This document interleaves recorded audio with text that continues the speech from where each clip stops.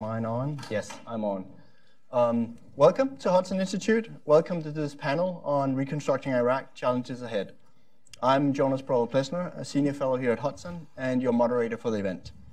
I'm very excited about chairing this panel surrounded by so much expertise and authority on the subject with Iraqi Ambassador, senior researcher at RAND, Linda Robinson, and Hudson's own Michael Pregent. I'm sure we'll have a great discussion with lots of important insights. On top of Hudson's own live streaming that we always do, we have the honor of having C-SPAN doing this event. So another greeting out to all the viewers out there. Reconstructing Iraq is our theme today. The good news from Iraq is the military defeat of the terrible terrorist organization ISIS by the Iraqi military in collaboration with the international coalition. Yet, the task ahead is as daunting as any military campaign. Now, Iraq needs to rebuild and to heal its communities. Challenges remain, from funding continued stabilization efforts to the even larger resources needed for reconstruction over the coming years. Increased funding was one of the goals of the recent Iraqi Reconstruction Conference in Kuwait, which secured around $30 billion from public and private actors. Significantly there, the Gulf countries stepped in. Kuwait hosted the conference, which is an interesting testimony with its own troubled history with the Iraqi invasion back in 1990. So congratulations to the Kuwaiti for doing this. At the conference, Saudi Arabia also became a new large donor to Iraqi reconstruction. It shows that new sort of regional configurations are at play. But as we said, there are still challenges ahead, which is the title of today's event. Let me mention some that we can return to in the debate. First, continued post-conflict stabilization is still what's needed for Iraqis displaced persons to return to their homes. Over 3 million Iraqis have returned, but more wait in camps or temporary accommodations. Bringing back normal life, removing unexploded bombs and mines, getting electricity and water back is still among the essentials in many areas. Equally important is now reconciliation, both at national level, leading to political accommodation, and at the local level when people return and must rebuild their communities. It's important to underscore how reconstructing Iraq should simultaneously contribute to reconciliation and political accommodation, particularly for Sunni communities. We also want to discuss the US's approach to Iraq, including sort of the novel Trumpian approach to burden sharing. We saw that displayed in the fact that the US did not contribute reconstruction funding at the conference, which was seen as nation building. President Trump wants to build infrastructure at home in the US and tweeted dismissively about the $7 trillion the US has already spent in the Middle East. Instead, the US encouraged other partners to step up, including Saudi Arabia and the private sector. Still, the US maintains a military presence in Iraq with a view to securing that ISIS does not resurface. The question of Iranian influence in Iraq, including through some of the popular mobilization forces, the PMF, is also a continued topic for US policymakers regarding Iraqi policy. In the Iraqi political debate, the continued presence of US military is increasingly also a heated topic leading up to the Iraqi parliamentary elections in May. Elections where it's not all guaranteed that the current Prime Minister or body can muster another governing coalition, a theme that our panel will also touch upon. So if you want to read also more about some of these challenges, my colleague Michael Pregent and I, together with our research assistant Kate Go, did a paper on it, which I think was available out at the entrance in paper copy, and it's also on our website. Let me also mention that together with another Hudson colleague, Peter Rao, I have written an op-ed in Defense News on how this Trumpian burden sharing plays out in Iraq. Again, there should be a paper copy available. And for listeners out there, again, look at the webpage, Hudson's webpage. Let me now turn to introducing our speakers. First and foremost, we have the privilege and honor of the Iraqi Ambassador, Fareed Yasseen, on the panel. On top of securing Iraq's important relationship with Washington, and there being Iraq's top diplomat here, Ambassador Yasseen has a very interesting personal background. You were originally trained as a physicist here in the US as well. MIT, right? And later he left science and became involved in human rights advocacy, also in Iraq, and then later joined sort of the Iraqi National Service and held several prestigious positions both home in Baghdad And before joining us in Washington, Yasseen served as ambassador to France and speaks French, which we have the pleasure of doing sometimes. Yep. So a great pleasure to have you here on the panel. Linda Robinson is a senior international and defense researcher at the RAND Corporation. Linda's research is on the campaign to counter the Islamic State in Iraq and Syria, and the stabilization, which should follow the military campaign. I personally really recommend Linda's RAND report from last year. It's really still pertinent and with the title, Making Victory Count After Defeating ISIS, based on really solid field research. Linda has just come back from a recent trip to Iraq and will share some of her observations from that trip with us. And then I have my Hudson colleague, Michael Pregent. Michael is a former intelligence officer with over 28 years of experience on security, terrorism, and counterinsurgency, particularly in the Middle East, where he served in Iraq. Michael had the opportunity to be invited to participate in the Kuwaiti Reconstruction Conference, so he can provide his observations from that experience and more broadly on Iraq's trajectory. So the run of show is the following. Each panelist will now provide their initial thoughts. Then I'll moderate a couple of questions up here on the panel based on these challenges that we've set out. And after that, we'll open it up for questions from all of you. So Ambassador, it's a great pleasure once again to have you join us here at Hudson. We look forward to hearing your remarks. Well, thank you first for inviting me. And I'm really happy to be on this really interesting panel. Many years ago, I used to be a lowly consultant for RAND, so I'm honored to be sitting next to you this time. It's not easy to talk about Iraq because it's such a complex issue. Many of the dimensions that cover this evolution of state are all interconnected and interconnected also in history. So what I want to do is basically go over at sort of a high altitude of where we stand, and then I'll leave the issues that you want to dig into to the question and answer period. And I say from the outset, nothing is off the table. You can ask whatever you want. So first of all, the Iraq of 2018 is not the Iraq of 2004 or 2003 or certainly 2014. What happened between 2014 and now is really remarkable. It's quasi-miraculous. In 2014, we were at the risk of losing the country. Baghdad was almost taken over. Erbil was within a mortar's blow of ISIS. And were it not for the heroic attitude of our Iraqi counterterrorism service and the appeal of Ayatollah Sistani that called for the Iraqi population to rise up and save the country, I wouldn't be here to talk about where we stand and how we stand ready with the help of the international community to rebuild the country. So what happened is really remarkable. The Iraqi army that has now defeated ISIS is not the Iraqi army of 2014. The governance structure of Iraq is different from what we had in 2014. The political discourse that we have is different from what we had in prior to 2014.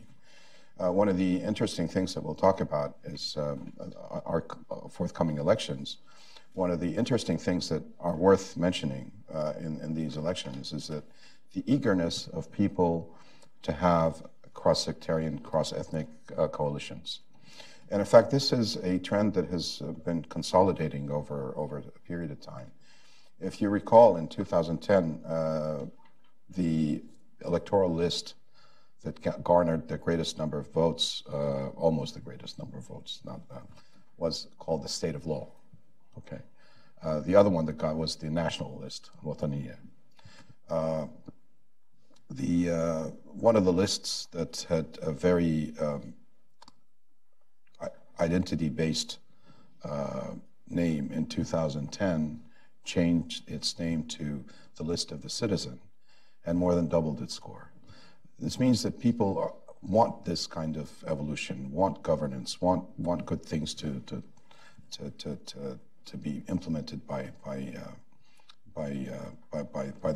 their governors. So why are we in a different situation than we were before?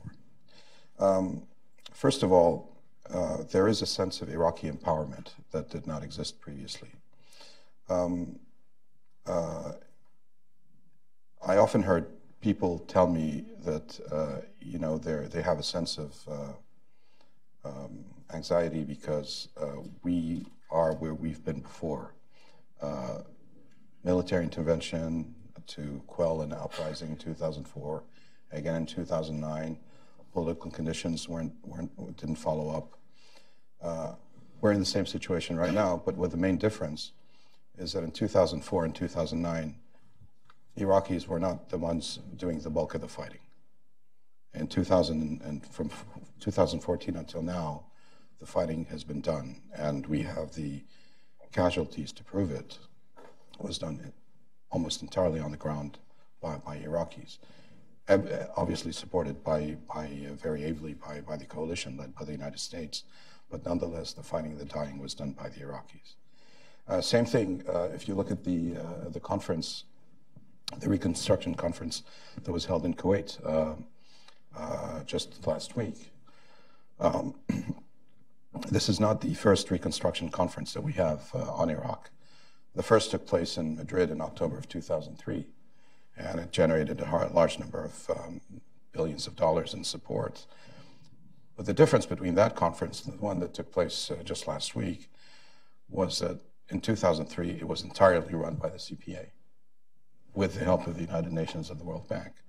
But the Iraqis who were present, and actually I was not in that conference, had a marginal non-speaking role. Whereas in this conference, the bulk of the work, the bulk of the expectations were based on assessments done by Iraqi entities, the Planning Ministry, the Ministry of Finance, that came up with the numbers, obviously with the help of international organizations like the World Bank and Ernst & Young, to come up with what is needed to rebuild the country. So there is a sense of Iraqi empowerment. And in fact, to go back to the conference, the Kuwaiti conference, that raised a large number of billions of dollars, 30 billion almost. I've heard people criticize it for not containing a lot of money in terms of direct aid. We're not looking for that. Mostly it consisted of loans, but what we're looking for really is something that can empower us to rebuild the country.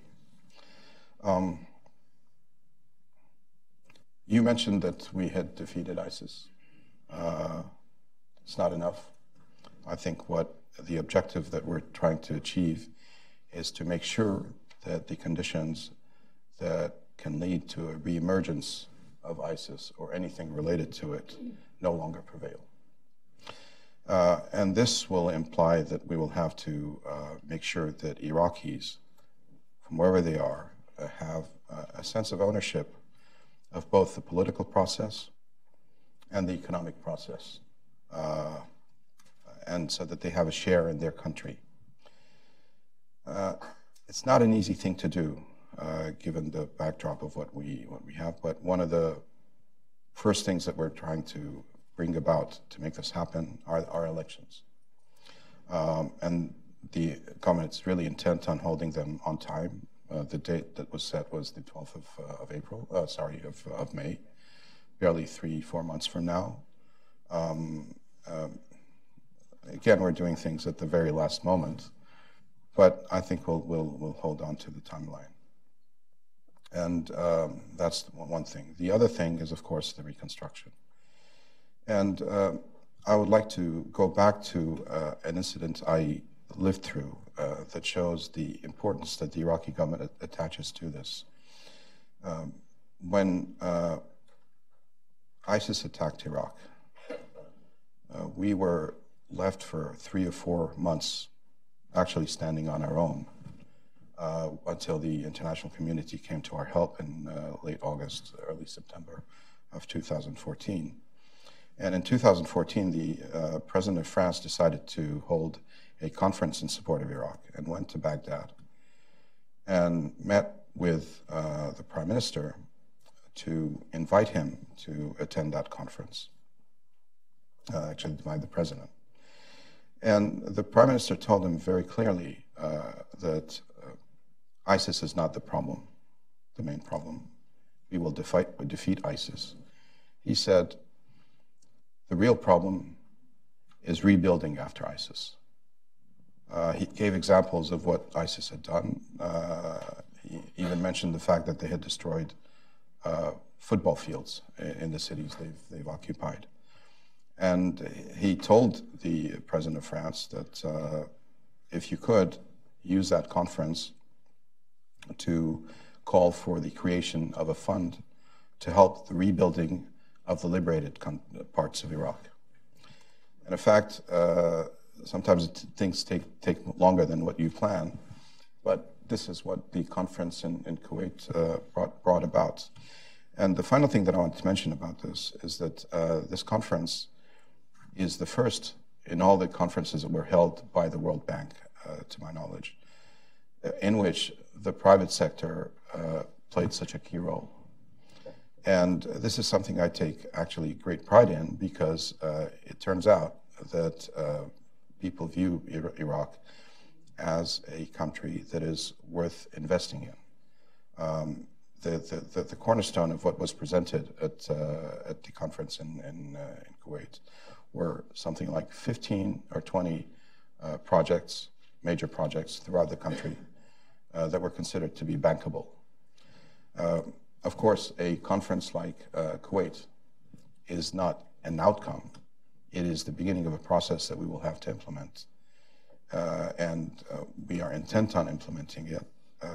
And the first step to do that is to spell out the problems that you expect to face in its implementation.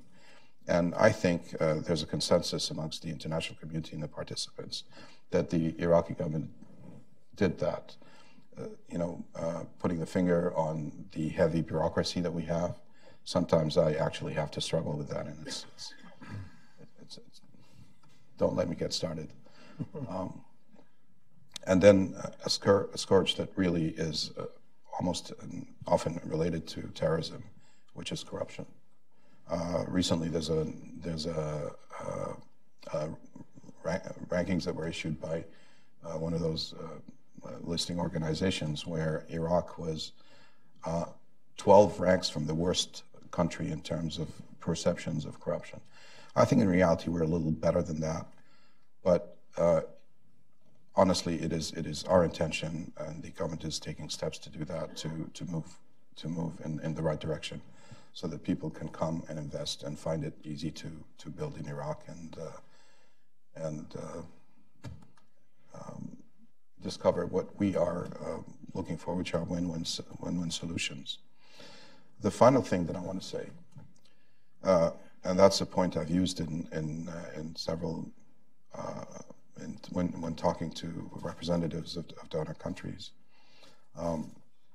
don't think of the money that you're investing in Iraq in terms of foreign aid. It actually could arguably be considered as defense spending, because turning Iraq into helping Iraq return to becoming a stable, prosperous, unified country will only bring stability to the area, prevent the emergence of non-state actors that can target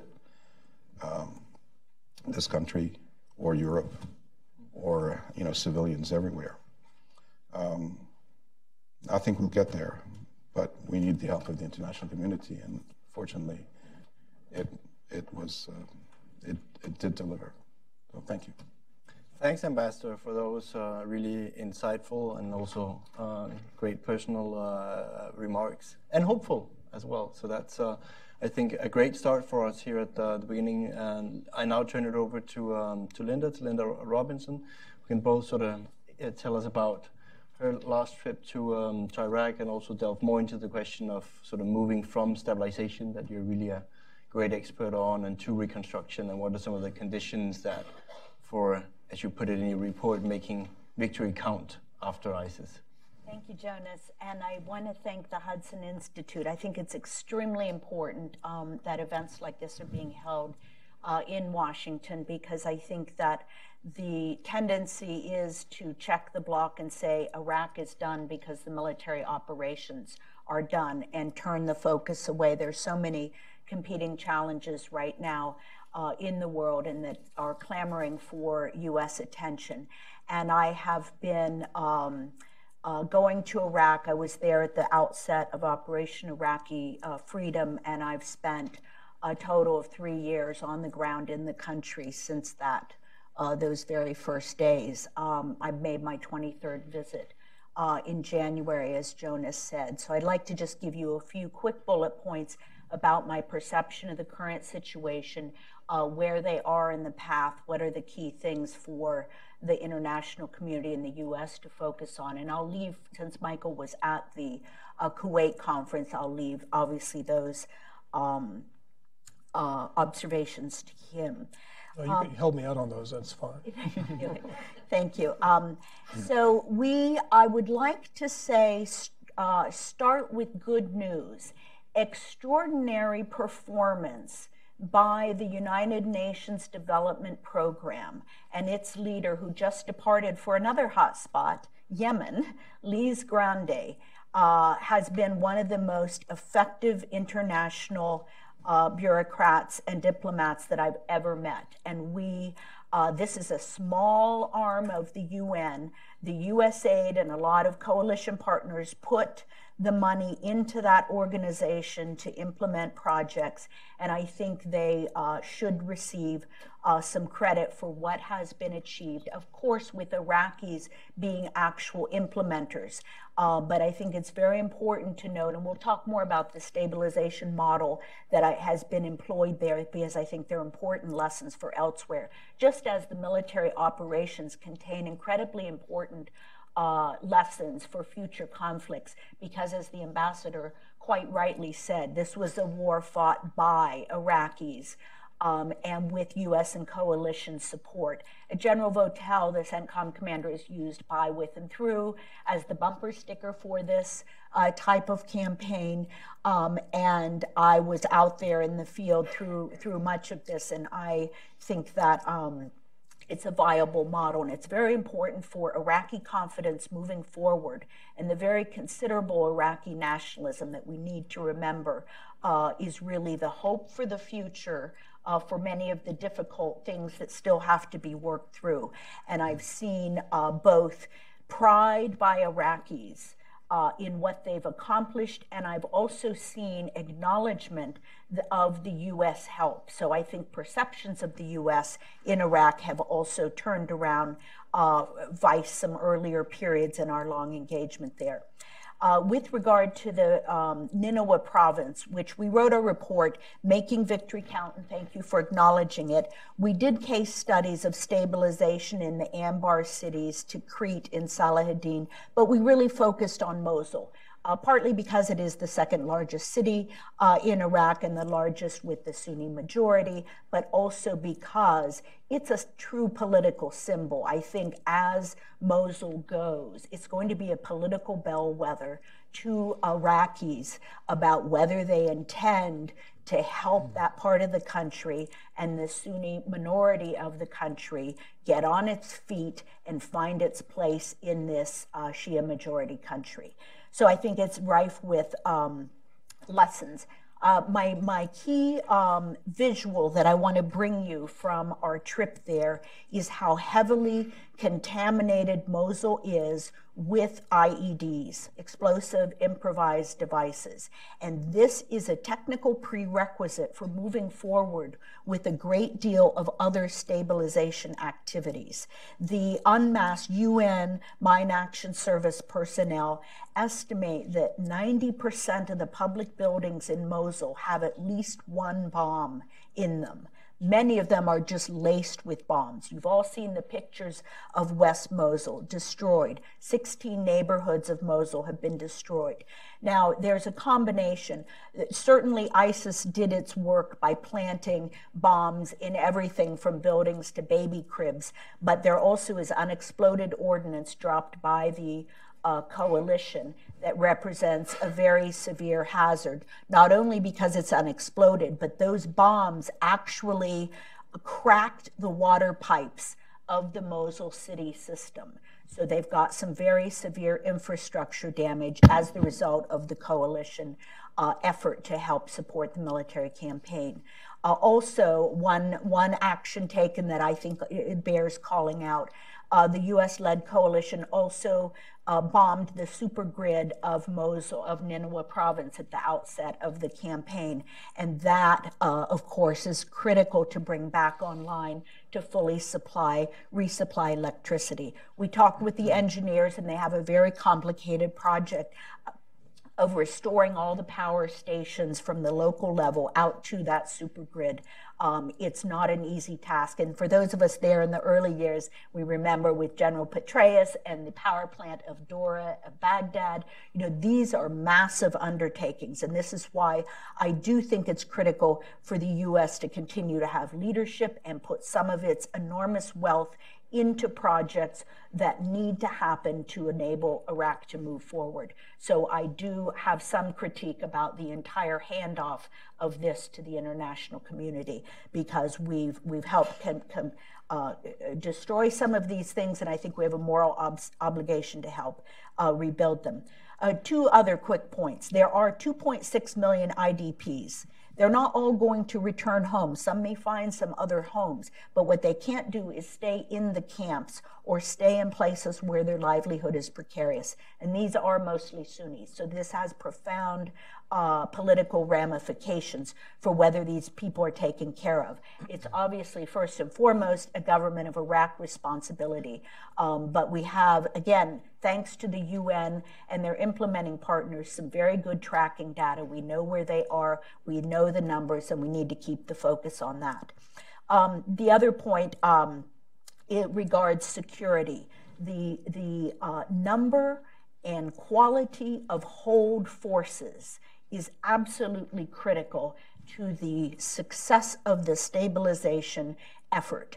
And I'm happy to report one good news from West Mosul. The federal police, which are primarily Shia and which were not welcome, have now been moved out, and the Iraqi army is moving in.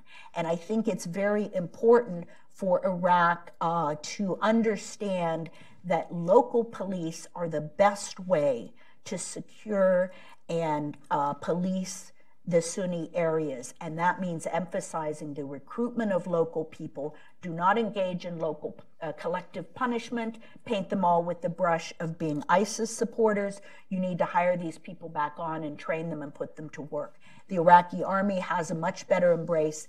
And of course, the counterterrorism service, the Moslawis put up a billboard thanking the counterterrorism service for coming to rescue them. Of course, there's also the very delicate issue of the popular mobilization forces. And those are now enshrined in law as a fourth service, security service of Iraq. But there's very important and controversial questions that have to be dealt with regarding the degree of Iranian influence, control, and direction there. And we will talk more about that, I'm sure, in the Q&A, but that's something that must be, I think, dealt with to truly stabilize Iraq and help it be both secure but also politically at peace. We'll, I'm sure, talk more about elections, but I think it's very important that as Iraq is moving forward with elections rather than postponing them. I think it's a juncture at which the youth of Iraq are going to come out. We talked to a lot of politicians and the cross-sectarian alliances, and the number one issue is corruption. And the government, I think, has rightly stated that's its number one priority. But tackling corruption will both gain the trust of the Iraqi citizens and bring in the much-needed foreign direct investment. And I hope and whoever is elected and comes out of that very complex Shia political dynamic there, because it will be a Shia-led, it's Shia majority country, that whether it's Prime Minister Abadi or someone else, if they do not take seriously the need to tackle corruption in a absolutely front and center way, they will lose the confidence of their people and the international community. Linda, thanks for those comments, also for bringing stabilization to where it's really concrete, removal of mines, re-establishment of electricity, all these things that are really the things that make people able to go back to their homes. Mike, I'd now turn it over to you. You had the pleasure of, as we've mentioned, been at the Kuwaiti Reconstruction Conference, and you also, of course, have a long track record on Iraqi issues, so your thoughts. Well, thank you, Ambassador, for being here. Appreciate it, and thank you as well for being on the panel. I got to go to Kuwait, which is great. The last time I'd been there was 1990 during the Gulf War, so I got to take a second picture next to the two, what are they called? The two Spirit Towers. This time, what's that? There you go, the Liberation Towers. And it was good to be back, but more importantly, it was good to be able to see this international coalition come together, not only in the private sector and not only having 64 nations there, but also, like you said, Ambassador, seeing the Iraqis out front talking about the country, talking about not only economic opportunities in Iraq, but also about the humanitarian situation. One of the things that was the first day of the conference was great. The press was able to ask questions of not only Prime Minister Abadi, but also the Kuwaiti Prime Minister and the Deputy Prime Minister, and also the Foreign Minister. The Iraqi press asked some of the toughest questions. Some people have warned, hey, don't go on a stage with Mike Pregent, he's going to ask tough questions. Well, the Iraqi press was tough. They were great, but their questions went unanswered.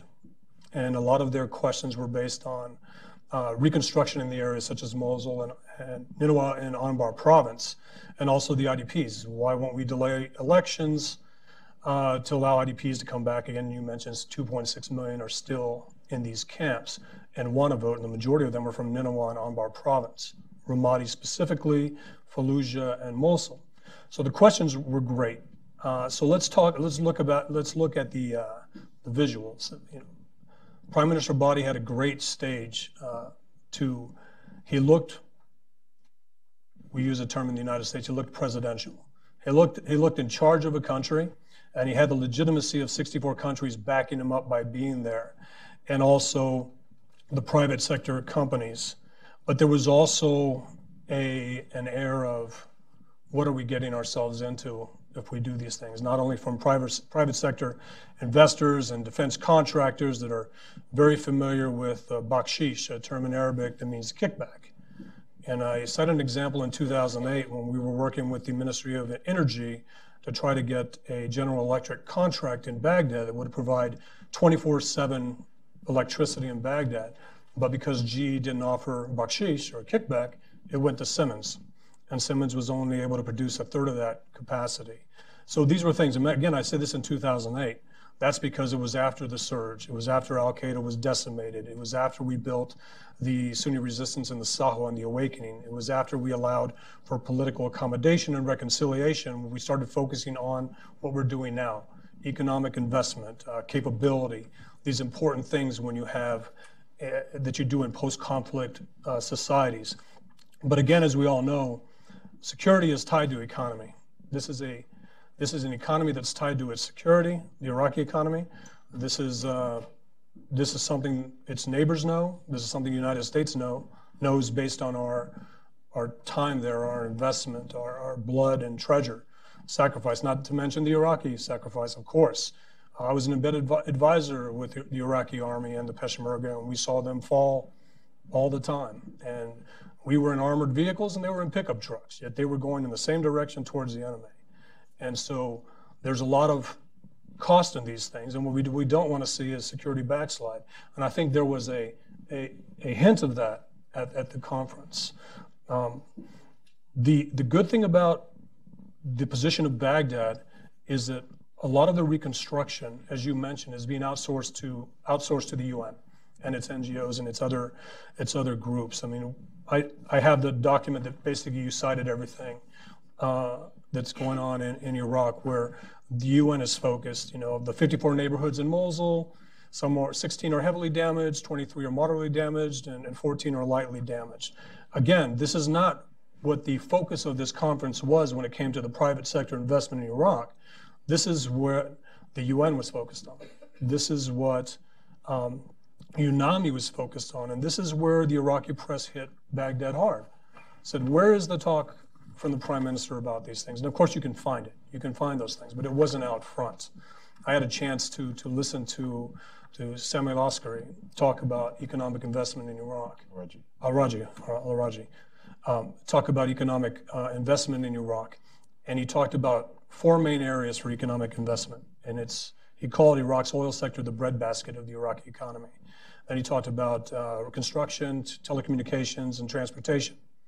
And again, this caution that was in the air at the conference was, well, how much influence does Iran have in Iraq? And again, that's the whole reason for this conference, is to make the argument, just because Iran borders Iraq doesn't mean it should have more influence than Kuwait or Saudi Arabia or Turkey or other groups. Iraq shouldn't have to lean towards its eastern border. And this conference was about that. And if you looked at the focus of the investment from Saudi Arabia and Kuwait's focus was on Basra, Qasr, these places, because it makes sense. It borders the area. That is a contentious area in the past, and this is a place to actually shore up economic investment. It also is a place to actually use leverage with not only Iran, but with Iraq when it comes to economic investment. And the Saudis, I was asked earlier, or I've been asked over the last couple of weeks about Saudi economic investment in Iraq, and what does it mean? Is it a U.S. lever to curb Iranian influence in Iraq, or is it simply going to be what happened in Lebanon and Syria, where the Saudis invest, yet Iran still gets to do what they want? And those are the issues. We hosted a member of Al-Hikmah Party. I had a great conversation, 2 hours of conversation. Again, also warned not to meet with this reporter or this observer of Iraq. But a great conversation, and he said something that resonated with me and ties directly to this conference in Kuwait. He said that the only way to counter Iran is if Iran is a strong economic power. And Iraq is a strong economic power, and he's exactly right. And the best way for Iraq to be a strong economic power is to ensure that, much like what the IRGC does in Iran, they're not able to do in Iraq.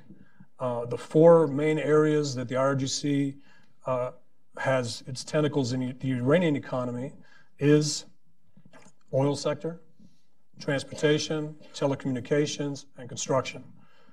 The 4 areas that Prime Minister Abadi and Sami al-Raji asked investors to go into were the oil sector, telecommunications sector, the construction sector, and the transportation sector. So the United States, as we talk about blood and sacrifice, and we talk about the optimistic levers or the optimistic way forward by using our levers, is to actually help Iraq by maybe warning Iraq that investments that go into Iraqi companies that have any ties to an IRGC front company will be subject to U.S. Treasury sanctions. And that's a strong tool. It is also an insurance policy for investors, that when they go in, they'll be protected knowing that the companies they're doing business with have no ties to the IRGC. And I'll just leave that there, because there's not a lot of evidence that there are ties to that now. There's just simply, if Iran's doing it in its economy, it's doing it in Syria's economy, and Lebanon's, and in Yemen's. It's been doing it in Iraq since 2003. Legitimate soft power, legitimate economic ties, but there's also questionable ones as well. So again, an insurance policy. Now, the one thing that Prime Minister Abadi said that was also a security blanket for investors, and also something that alleviates a lot of their concerns, is that he is going to look at getting rid of bakshish, getting rid of this kickback, this 10 to 20% kickback that secures a contract. And he is setting up a commission and he wants to see it gain a lot of momentum after the elections. And that brings me to the elections, and I'll kind of try to wrap up here. The upcoming elections, again, 2.6 million Sunnis displaced because of the campaign against ISIS and what ISIS did, asked for a delay. The Iraqi press asked many questions about why isn't the election being delayed. And of course, you want to be able to say, we want to keep it on time. We want to do it the right way. The elections are important. When, Mr. Ambassador, when you mentioned cross-sectarian and cross-ethnic coalitions, we're seeing those, and they need to win. The issue now is the Fatah party. Is that the right party that I'm talking about, the one led by Hadi al-Amri? So currently, that party has the militias that you warned about, Kitab Hezbollah, Badr Corps, participating in that party. And when we talked to Hikmah, they said, listen, we want to work to moderate. We want to work with other parties, coalition parties, in order to marginalize this party. Am I saying it right? All right, the Fatah party. The problem is now, if the Fatah party hasn't won yet, but it already has its minister in charge of the Ministry of Interior in Qasem al-Araji. It already has the commander and deputy commander of the Hashd al-Shabi in Hadi al-Amri and Abu Mehdi al-Muhandis. A designated U.S. terrorist who commands Kitab Hezbollah is the deputy commander of the Hashd al-Shabi. Again, Sistani volunteers are great Iraqis that did all the right things. The problem is they started falling under this command and control structure. We can talk about that later. But the issue is, if Fatah wins, these ministers stay in place. If they lose, do the other parties have enough power to push them out and get somebody that could send a signal not only to investors, not only to Americans and NATO, because NATO's actually voiced concern. Before we go in, we want to make sure Fatah party doesn't win. We want to make sure Hadi al-Amri is not the prime minister. Those are important things. But in the forming of these coalitions during this election, in order to make the economic investment opportunity more stable, the security situation more stable, these coalitions aren't talking about replacing these ministers or getting rid of Muhandis as the deputy commander. And again, one of our biggest problems is the U.S. training and equip program. Again, 10 U.S. tanks fall in the hands of Kitab Hezbollah through the U.S. training and equip program, through the MOD and MOI. U.S. government denied that for the last 2 years, and now there's evidence of it, and we're trying to get it back. These aren't captured ISIS tanks. These are MOD OPCON tanks to IRGC Quds Force militias. I just want to hear some of the political parties in Iraq talking about how they're going to stop the influence and the saturation of IRGC Quds Force proxies like Badr Corps, Sabal Haq, and Kitab Hezbollah when they have such prominent positions in the Iraqi government today. And that is causing concerns not only for the NATO training program in Iraq, and not only are they warnings and indicators of security backslide in Iraq, they just cement that argument that Iran has more influence in Iraq than it should. And just a quick anecdote. 27 Hashd al-Shabi IRGC Quds Force militia members were killed south of Kirkuk, north of Baghdad, vicinity of Hawija. And this is terrible, but it was cheered by some sectors of the Iraqi population, the Sunni Arab population of Nineveh, and some in the Sunni Kurdish population of the KRG-controlled areas. In that, ISIS killed IRGC Quds Force militias, and the IRGC Quds Force militias deserved it. And that right there, especially with this operation taking place in an area where there's oil, there's infrastructure, and there are still ISIS pockets, is concerning not only to investors, not only to NATO allies, but also to those of us, like you point out in your article, that want to ensure that this victory is permanent and not simply a reset of conditions that led to ISIS to begin with an increased dynamic in that now the U.S. is no longer trusted as much by the Kurds and by the Sunnis, but also that Iran has more influence than it's ever had. And I'm happy to be wrong about all of that. I just want to be comfortable in saying I was wrong. Thanks, Mike. I actually wanted to also tease you up before I open it up on the U.S. administration's sort of new approach to Iraq, particularly on burden sharing, which Linda also mentioned in her comments, and I did at the outset of still being the largest humanitarian and stabilization donor, but not contributing to reconstruction. On the security side, looking more whether a NATO mission could be part of ways of perhaps stepping down sort of U.S. engagement. How do you see all that combined with this?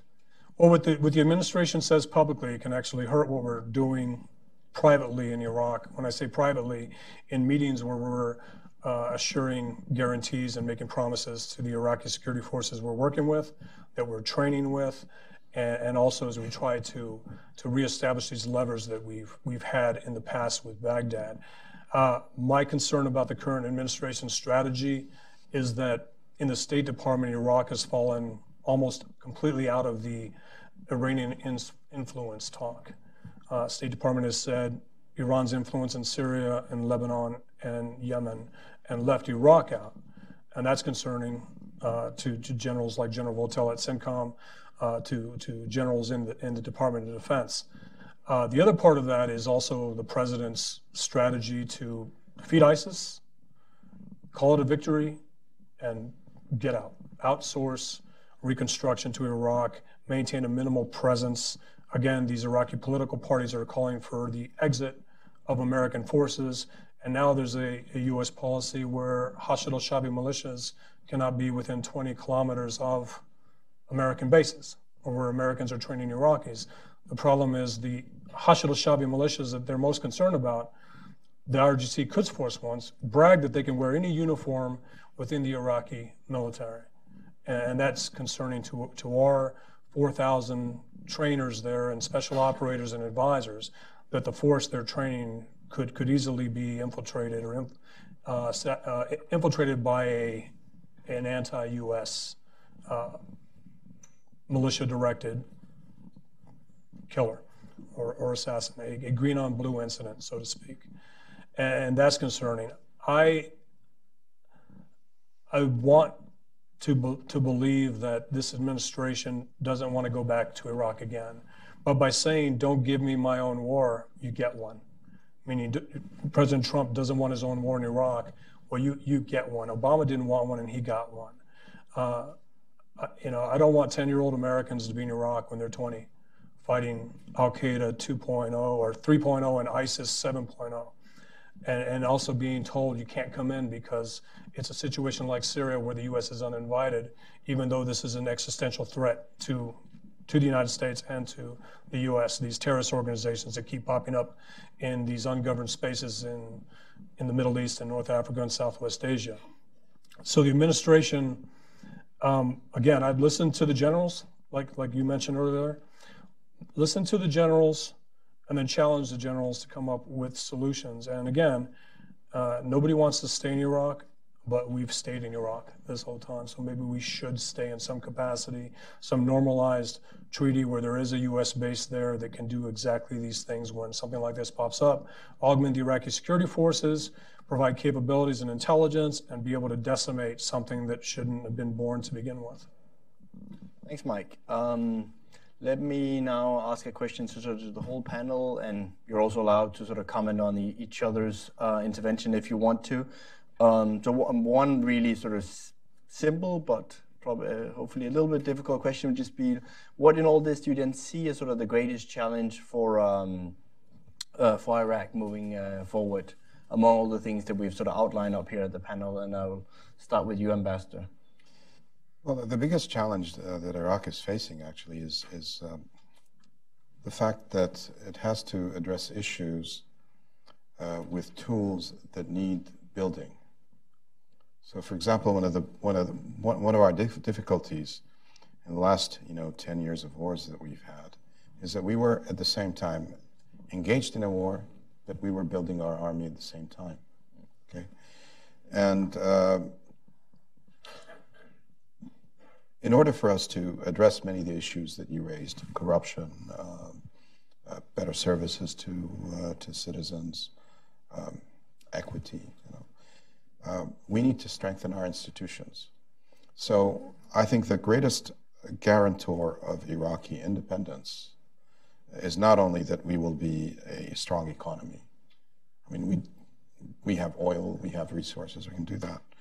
But I think that the strongest guarantor of our being an independent nation that can stand and look any other country in the eye is if we can strengthen our institutions. And this is actually something that we are on track. And having been engaged in an Iraqi institution for the last 14 years, I can tell you that I see incremental changes that are cumulatively making it better. I'll give you a simple example. Early on, when we were staffing the foreign ministry, we had promotion exams. Everybody used to pass, okay? Now, people flunk. There are standards being applied, okay?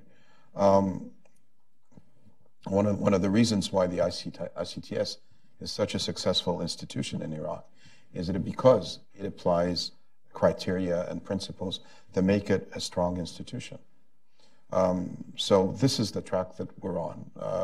Fighting corruption is part of it. Now, recently I was in Baghdad for an ambassador's conference, and we the focus of this conference this year was reconstruction. Last year's was liberation, if you will.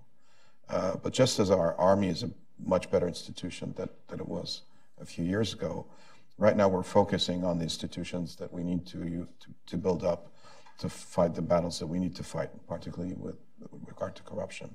And so now the institution that is the most in the limelight is our Integrity Commission, which is actually making good progress. Thanks. Linda, over to you. Thank you. And I would add to the wise comments of the ambassador. I wrote a 2008 book about the surge period called Tell Me How This Ends. And chapter 15 has a list of things that were widely agreed to be the critical issues to bring stability to Iraq. And that list is more or less still to be done. So I think it's very important for things like the full implementation of the federalized system. There's a decentralization law on the books. The implementation has begun to devolve the 8 ministries down to the provinces or governorates, but it absolutely needs to be done to give that sense of local ownership to the population. The de-Baathification law needs to be revised, the status of Kirkuk, the hydrocarbons law, etc. Those of you who follow Iraq know the list very well. And I think it will be incumbent upon the Council of Representatives, because it is a parliamentary system, to grasp this nettle and understand that these questions have legal and institutional answers, and to commit to building and legislating those answers. Iraq is a wealthy country. There is no reason why it can't come through this dark period, but it must find the political will to do so. And I think that I firmly believe that Iraqis have no wish to be the 51st state of Iran. They are sufficiently confident now that they can move forward and set the appropriate limits on Iranian influence. The worst thing would be for the U.S. to publicly demand or legislate X, Y, or Z conditions, because that will ensure the inflammation of Iraqi nationalism and elect the very man, Michael, you would like to see not elected. So let us work in a sophisticated way, use the Strategic Framework Agreement to put in, I think very fairly, demand transparency conditions, as the World Bank does for any further aid. Hopefully we will lock in a long-term security assistance agreement. They want it. It's our core competence. We have an advantage here over Iran, and let's press that. So that's a mouthful, but that's what I would say we have to do going forward. Thanks, Linda. One of the words we often also bandy around up here on a panel would be reconciliation. And I wondered, well, your practical experience for you to also to tease that out. Thank you. On how do we actually do that in practice? What does it mean when you say people have to reconcile after something as disastrous as ISIS? And I left that out, and I apologize, because I mentioned the decentralization law, but there's also this idea of bottom-up reconciliation or social cohesion, which is the term of art being used by a lot of people. And I think it's very important that these grassroots efforts be undertaken to resolve some of the conflicts in the communities at that level. Also, you have to deal with the fact that many children have been indoctrinated. There's a severe PTSD problem. People have really been traumatized by life under the brutal ISIS regime. And so I think the bottom-up area is critical to attend to. The parties will need to tackle the national, they don't like to use the word even reconciliation, some of them. They call it national settlement. There are this menu of issues, as I mentioned, that have to be dealt with, and I think the parliament is the venue, but UNAMI is still there, the UN Assistance Mission. That's one of their main mandates, in addition to addressing the holding of elections in a fair and free way. And I should just say, this is a critical benchmark to make sure all those 2.6 million people get registered and are able to vote. So I think it's fine for the elections to have gone ahead, but it is incumbent upon IHEC and the Iraqi government to make sure everyone can, in fact, vote. Before you give the floor to Michael, just a couple of points I wanted to make that bear on elections, and I should have spoken about that. You know, people tend to forget that under the circumstances, what Iraq has achieved is quite remarkable. In the last, 14 years, and it might seem trite for under normal circumstances, but school exams took place on time throughout the country, including recently with displaced populations. It's not a small thing, except under ISIS, of course. And one of the reasons, actually, the Iraqi government was really intent on liberating Mosul is because the first year Mosul was occupied, the curricula used in the schools remained the Iraqi curriculum. The second year, ISIS developed its own curriculum. And as you can imagine what it's like, and it would not have been wise to let them continue to brainwash our youth with it. Okay, so and the same kind of spirit actually will allow us to hold the elections on time. I think just as we were able to hold exams on time, which require registration of students and a follow-up and ensuring an integrity of a process, elections are the same thing.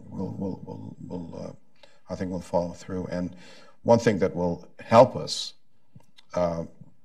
achieve these elections and in a way that will be respected and recognized is to have international observers, and so local observers as well. And so one of the things I'm actually trying to argue for is to increase the number of support we have to bring in international observers, local observers, to make sure that these elections are as transparent and true and fair. And in the end, the person who will be Iraq's next prime minister will be decided for by the Iraqi elector. That's a great... Whoever that might be. And I have to tell you, these are real elections. I wouldn't bet on it. I wouldn't bet on it. I have my preferences, of course, as an Iraqi would. And my compatriots here probably also have their own preferences. But these are real elections. Thanks, Ambassador. Mike, over to both on the greatest challenge, but maybe also on like how we really sort of secure this time around that there isn't a resurgence of ISIS, which is sort of, or terrorist organization 3.0, as you said, which has been sort of a U.S. priority for a long time. So ISIS, we caveated in the paper, ISIS has been military defeated, and if we were to dig down a little bit more into the nuance, we would say that ISIS has lost territory, the ability to plant a black flag, but still operates in the Al-Qaeda model based on what they're able to do. They still are a threat. They still target the Iraqi security forces. They are still able to conduct suicide bombings in Baghdad. We've had 2 bombings in the last 10 days, and then we had the 27 Hashid al-Shabi killed by ISIS fighters. Again, ISIS has seen Iraq and Syria as one continuous piece of land, piece of territory, where the United States policy stops at the border. We have a policy in Iraq that stops at the border of Syria, and we have 2 policies in Syria that stop east and west of the Euphrates, but we'll get into that later, or not at all, actually. So the challenge is, how do we keep ISIS from coming back? Again, this feels like 2011 all over again. And the one area I would defend President Obama on, a lot of people say that because President Obama left Iraq, this happened. This was already happening before we left in 2011. The Iraqi security forces had already been politicized by Prime Minister Maliki. I served in the 2nd Iraqi Army Division, and there wasn't a single Iraqi Army Division commander left in 2011 that we had worked with. They had been politicized. They were from areas, the majority Shia areas of Iraq. And as the federal police gets replaced in Mosul on the west side and the Iraqi army comes in, it's important to note that it's the 15th and 16th Iraqi Army Divisions that were recruited from Basra and Sadr City and not from Nineveh. And this question of retraining an Iraqi security force was one of the reasons we didn't stand up a brand new 2nd Iraqi Army Division, 3rd Iraqi Army Division, and 4th Iraqi Army Division when they fell after they were politicized by the Maliki government. That call could have easily been made. We didn't have to retrain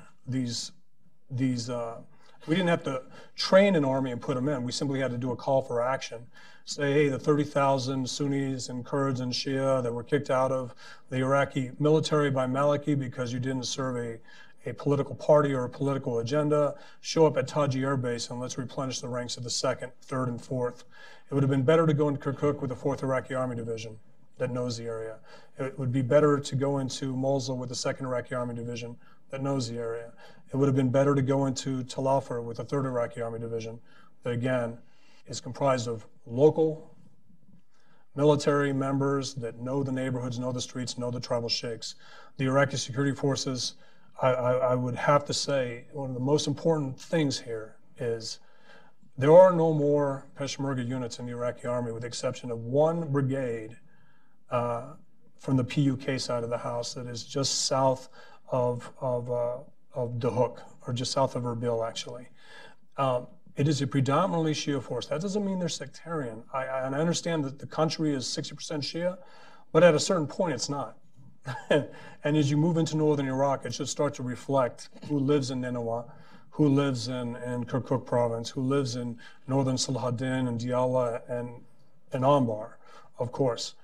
And Sunnis need, in 2007 and 2008, they were crying for political accommodation and reconciliation. Again, a term that Mohammed Salman said didn't exist in Arabic, but it existed in the Iraqi Follow-Up Committee for National Reconciliation, something that we engaged with on a daily basis to ensure reconciliation was a part of the political space that the surge had offered.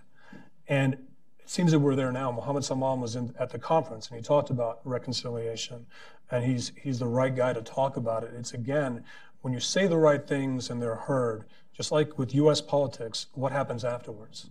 There are actually policies that go into effect that change things.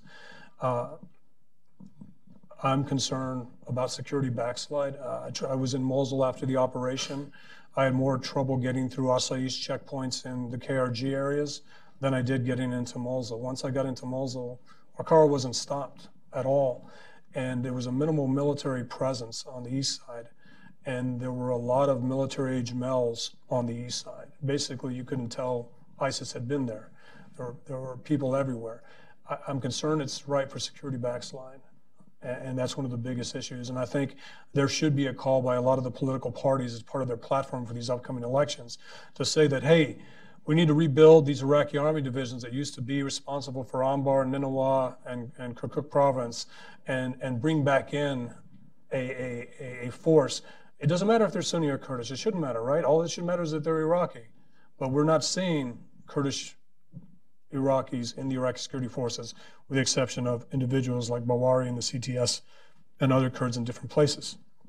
But I think Iraqis need to see that. At least when I go to Iraq, I try not to talk to Americans, and I try not to talk to politicians. I try to talk to Iraqis.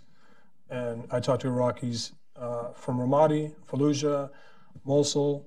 I talk to politicians from Baghdad, either from the Alawi side or for someone else. I've been asking to go into Baghdad and talk to the other sides to get my mind changed.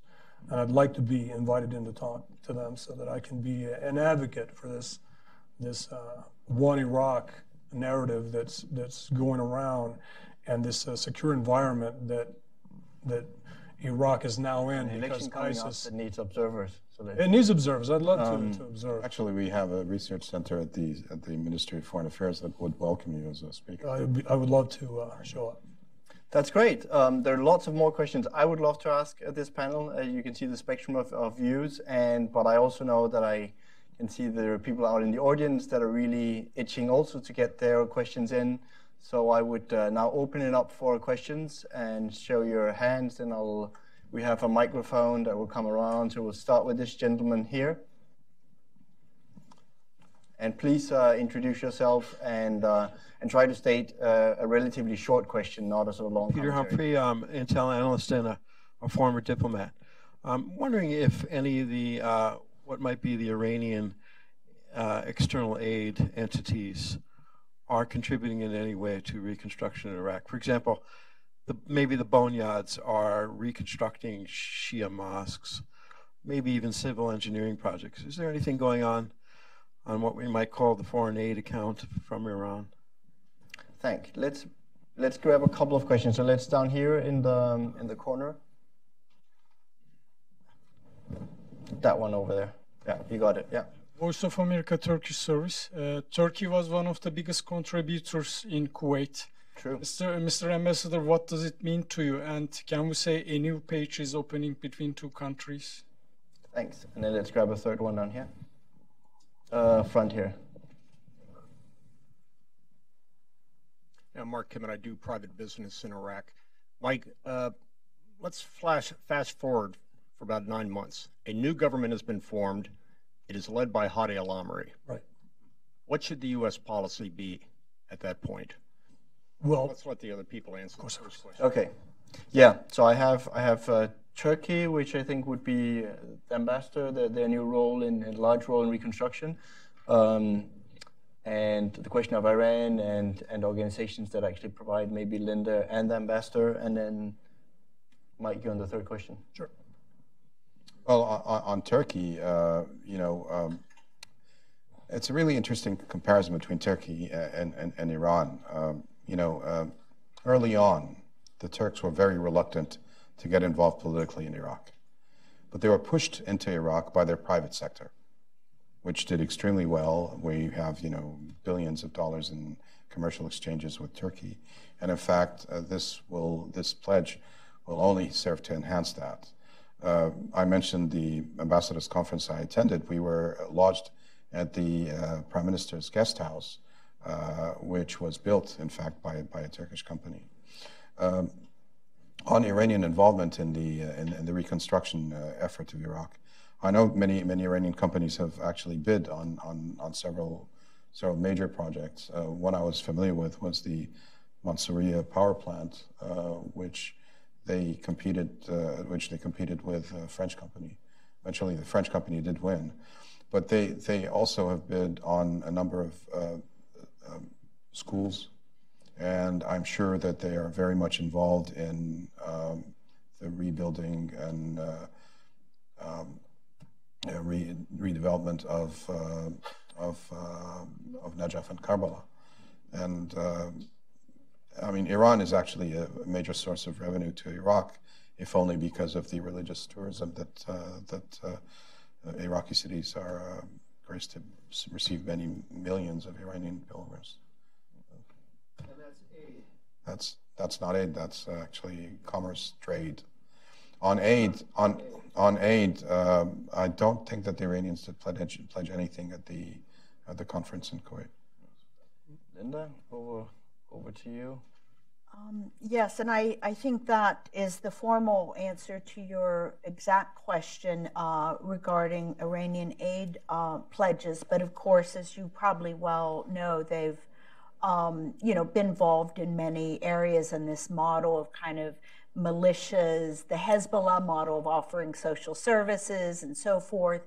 They work through, though, a lot of locals. I mean, obviously, Qasem Soleimani's been visible out in the battlefield, but I think that it's very interesting to watch how they have, I think, very effectively used their ties into the popular mobilization forces to conduct a variety of what you might call influence operations, and very agile also in reaching out in the Sunni areas to recruit Sunni population. So I guess if you widen the aperture a bit, there's a whole spectrum of Iranian engagement in Iraq that runs the gamut of the diplomatic, military, economic, and informational space. If I may add, that's the way things should be. We have, God knows how many, over 1,000 kilometers of common borders, historic ties, And by saying that, I'm not labeling that all as nefarious. I don't want to,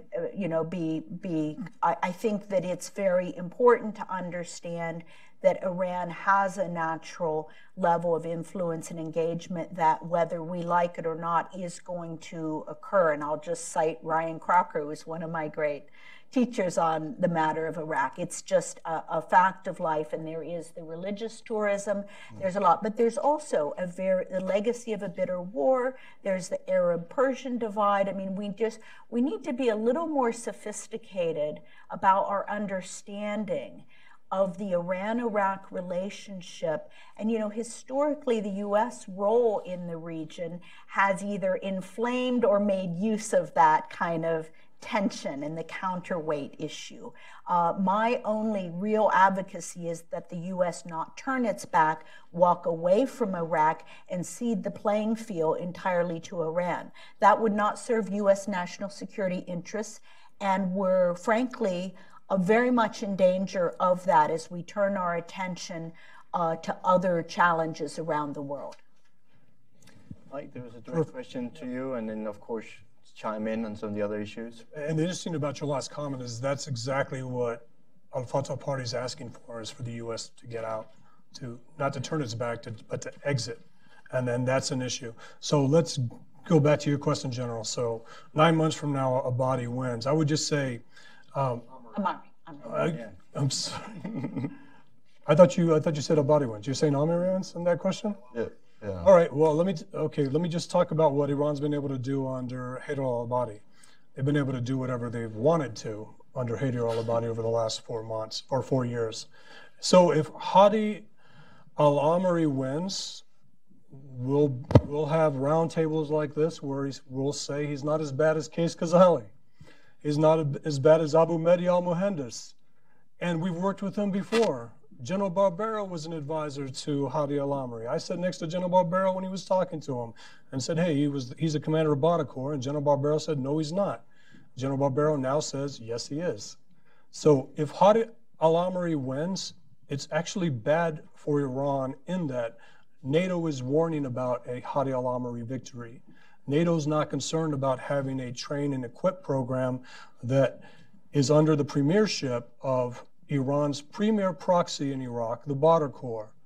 So if Iran was smart, you'd want Haider al-Abadi to win, because again, Iran has been able to do everything it has wanted to over the last 4 years and will continue to do so with the blessing of the United States State Department and Department of Defense as we continue to obfuscate what you and I talked about over the last year is whether or not IRGC Quds forces have hijacked the U.S. training and equip program, where DOD said no, Department of State said no, and now they're saying, yes, in fact, they have, and we want to get those tanks back. It's not only the tanks, it's the selection of who is trained on the tanks. It's the selection of who's trained to fly American F-16s. Now, what's important, during 2005 and 2006, when Qasem Soleimani was conducting an assassination campaign in Iraq, is that he targeted Iraqi pilots, regardless of their sect. Shia, Sunni, and Christian pilots were assassinated by IRGC proxies. They do not want to ever see Iraq be a threat to Iran. The best way to do that is to be able to influence what happens in the MOD and the MOI. Again, if Amiri wins, bad for Iran because hopefully we'll see what it is. But there will also be a concerted effort by people that will say that Hadi al-Amri is not that bad because he's not Qais Khazali. I argue that he is that bad because he's acceptable to us, and he also answers directly to Iran. Thanks. And then, of course, that I expect to be balanced, or I'm sorry, countered. Oh, you want a quick follow-up? Or the ambassador? Yeah, I just. Oh, yeah, wait for the mic, yeah, because otherwise we also have to... Can you delay the mic for about 5 minutes? Okay, go ahead. Again, let me just restate, forget about the name. Right. If there is a prime minister who leans more towards Iran than towards the coalition / United States, what should the U.S. policy be? Okay. The U.S. policy should be at that time, and we've made this a policy recommendation, to move the U.S. Train and Equip program to Erbil, to move the U.S. JSOC footprint to Erbil, to establish a Sunni Kurdish and Sunni Arab security force that keeps ISIS from coming back to Sunni areas, and also stops the northern land bridge that Iran is trying to establish in Iraq. That would be the military security policy recommendation, and that would actually give you leverage over Baghdad over time. Again, if you want to use levers of U.S. Treasury, secondary sanctions, being able to do certain things, you'd be able to do that. Iran should rest assured that we're not going to do any of that. We're not going to do any of that. We will promote the next prime minister, regardless of whether it's Hadi al-Amri or Abadi, as a pro-U.S. bulwark against Iran. Yet when you look at the actual makeup of the Iraqi security forces, you won't find it. When you look at the existence of the Hashd al-Shabi, not the Sistani volunteers, but the ones that actually control the PMU budget, Abu Mahdi al-Mohandes and Hadi al-Amri and Qasem al-Araji, you will have a friend in the United States Defense Department and DOS that'll say it's not happening. Thanks, Mike. Sorry I'll to have the ambassador come look, in now, and then I'll just let others that want for the last round of questions, then I note your fingers. So ambassador first. I have to say what I have to say is that, you know, the next prime minister of Iraq will be chosen by the Iraqi electorate, and people will have to deal with it, no matter what. That's Exactly. You know, Exactly. Yeah. as you know, as this country proves, you can't predict that too well. Sure.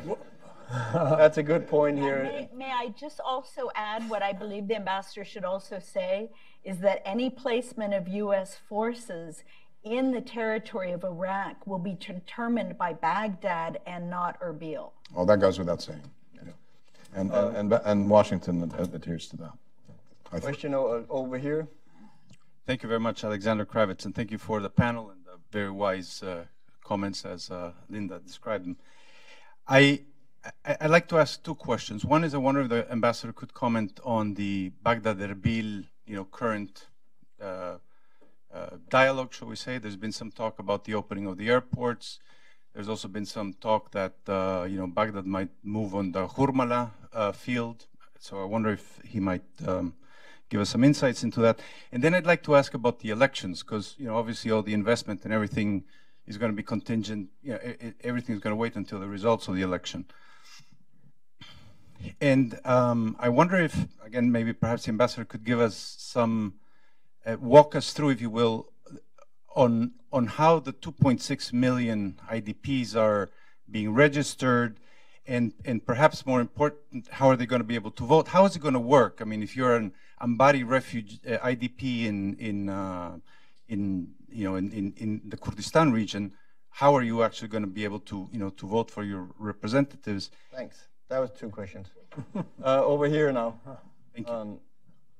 And a last one in the end. I'm only going to take 3. Sorry for the rest of you who had, and please, a short question. This one's for Michael. You alluded to earlier, my name is Fred Bonin from the Daily Ripple. I'm also a Gold Star dad with 3 other kids serving. And you alluded that when we left Iraq, did it not cause the Iraqi people to then take responsibility for their own heavy lift and in the end turn out to be the thing that most united them? And would it be the same if we were still there through that whole time period doing the heavy lifting? Good question. And then down here in the back, all the way in the back. And that's our last question. Yes, Stephen Rasha from the Catholic Church in Iraq. And this question is to Mr. Ambassador. Could you speak just briefly in the time we have about the importance of cultural pluralism and especially as it affects religious minorities to the social reconstruction as opposed to just the physical infrastructure? It's a topic we've spoken on before, but for the record, if you could speak regarding the Iraqi government's view on that. Thank you very much. Ambassador, I'll let you start to both be the answer to the questions and any sort of final remarks that you would want to make, because then we will round up around the panel. On the minorities, the official view of the Iraqi government is Iraq is not Iraq without its minorities. And to me personally, I think the status and the position of the minorities going forward is going to be one of the signatures of how well we've succeeded. Actually, this afternoon, I'm meeting with Senator Brownback, who is going to Iraq to follow up on this issue. There's nothing I can say to stress the importance of this issue to Iraq. And the good thing that I can tell you is that we have a strong diaspora in which these minorities are very present, and they are engaged in the reconstruction of Iraq. Recently, during one of the reconstruction conferences in Washington, Mustafa al-Hiti, who is in charge of reconstruction of the liberated areas in Iraq, received 2 people who represented Chaldean businessmen from Detroit who were really interested in rebuilding their ancestral villages and churches. So, this is important to us. I think if you go through the roster of electoral lists, you'll find the Iraqi minorities are very, very present. The local electoral laws, I think, will guarantee them at least 5 seats. I can't say it better than saying that Iraq is not Iraq without its minorities. On the registration of IDPs and voting, the good thing, is that the IDPs aren't really all scattered. They're in localized places in camps with presence of international organizations. So registration can take place. I know for a fact that the Iraqi electoral system is trying to develop an advanced, decentralized IT system for registration, which should be able to incorporate people in different areas, not in their homes, in Kurdistan or other places. Right. There's actually one point that I wanted to address, which is the relationships between Baghdad and Erbil. I'm not, because the details of discussions evolve, but I can tell you that I recently was present when Prime Minister Abadi met with Prime Minister Van Barzani, and the meetings they had were extremely cordial. There's an ongoing process, and I am hopeful that all of the issues that need to be resolved will be resolved. Great. I'll give the ambassador the balance of my time. The question about 2011, when we left, what happened? The Arab Spring, Syria happened. Syria happened. Syria happened. And they looked over their left shoulder and said, if we can do that here, we can do that in Iraq, and moved in. And we just got to keep that from happening again collectively. And all I would say is we look through this sophisticated lens at Iraq, we shouldn't be shocked when we see facts, warnings, and indicators of security backslide and Iranian influence. Thanks, Mike. Linda, your last remarks? Yes, I will just add to this common theme. I Right. think there's also always been a majority Iraqi membership of the ISIS animal, so it isn't just a Syria beast, and attending to the grievances of the people that have been left out, I think, is the burden for the Iraqi government. And I think that there's, with regard to the Hadi al-Amri discussion, it's very important, I think, to note there was quite a backlash on social media and so forth at that very brief alliance that was announced. And one of the analysts, Iraqis, Between Abadi and Fatah that's Party. right. And one of the Iraqi analysts said to me, you know, people are very grateful for the role that the PMF played, but they don't necessarily want that to be their government. So I think holding free and fair elections is going to produce a result that might surprise some of the skeptics, but nonetheless, Iraq merits continued attention as my main message. Thanks, Linda. And actually, the ambassador had one last message. On the relationship between Iraq and the United States, you know, listening to us, one might conclude that our relationship ideally would be nothing but military security. Nothing could be farther from the truth. As an anecdote, the day the travel ban was announced in early last year, the Iraqi Foreign Ministry had convened all the members of the committees that would be involved in the strategic framework agreement with the United States. What we would like to see is an evolution of our relationship from something that is essentially military to something that is way more than that. I graduated from a high school that was founded by American Jesuits. My uncle is a graduate of the University of Michigan. We would like to see more of this kind of involvement in Iraq. One of the biggest successes that I can count in Iraq is the American University in Sulaymaniyah. And I can tell you that there are discussions now in Baghdad to set up an American university in Baghdad. This is the kind of relationship that we're eager to see. We're also eager to see your Fortune 500 companies to come and put shop and help us rebuild our country, because at least we'll be ensured to be implementing best practice. 60% of the population is under the age of 25, so it's right for that kind of relationship. Yeah.